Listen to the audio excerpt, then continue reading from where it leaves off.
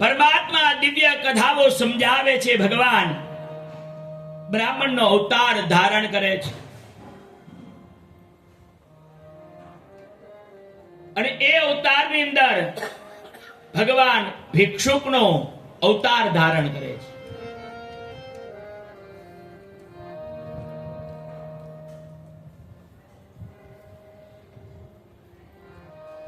વિદર્ભ નગરીના અંદર એ રાજાની આ વાત છે અને વિદર્ભ નગરીનો રાજા ખૂબ જ શિવ ભક્ત હતો. ખૂબ જ પરમાત્માના અભિષેકો જપ તપ ભજન કીર્તન આ રાજા કરતો હતો. અને રાજાનું નામ સત્યરથ અને સત્યશીલ એવું એનું નામ હતું.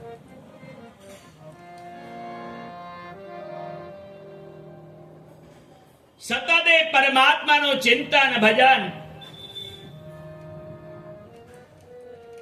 આ રાજા જ્યારે કર્યા છે, અનુષ્ઠાનો કર્યા છે.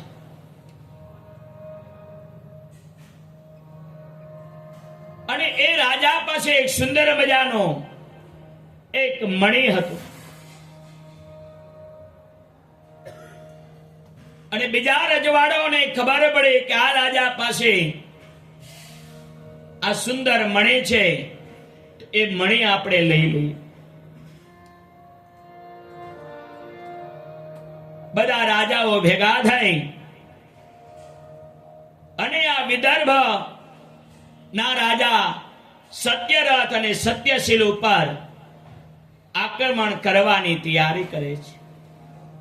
તે પેલા પોતાના દૂતોને મોકલ્યા છે ને કહ્યું કે જાઓ એમને કહો કે આ જે મણિ છે, મણિ અમને આપી દો અને જો ના આપો તો તમારે યુદ્ધ કરવું પડશે.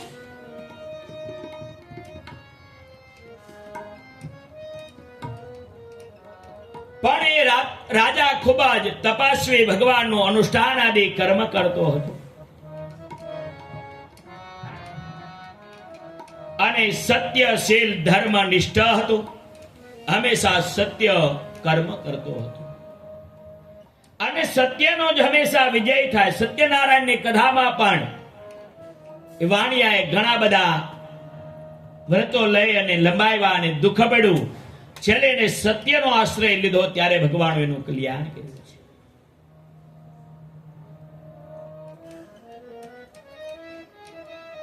અને એ રાજા જ્યારે આ બધા રાજાઓ એની ઉપર આક્રમણ કર્યું ત્યારે એ રાજા યુદ્ધની અંદર મૃત્યુ પામ્યો છે. રાજાજોનું જ્યારે મૃત્યુ થયું ત્યારે એના મંત્રીઓએ રાણીને કહ્યું કે હે રાણી, રાજાનું યુદ્ધની અંદર મૃત્યુ થયું છે અને હવે તમને પણ એ મારી નાખશે, માટે તમે આ રાજ છોડી અને છુપાવે છે જંગલમાં જતા રહ્યો, જેનાથી તમારી રક્ષા થાય.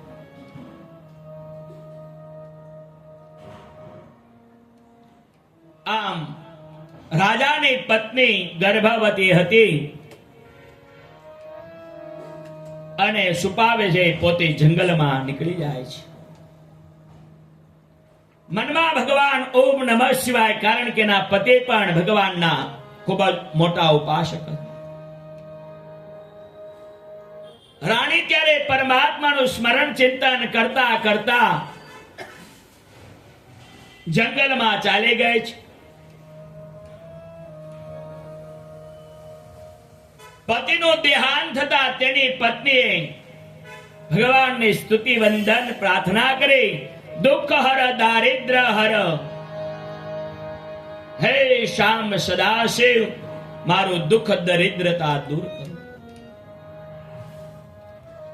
આમ સ્મરણ કરતા કરતા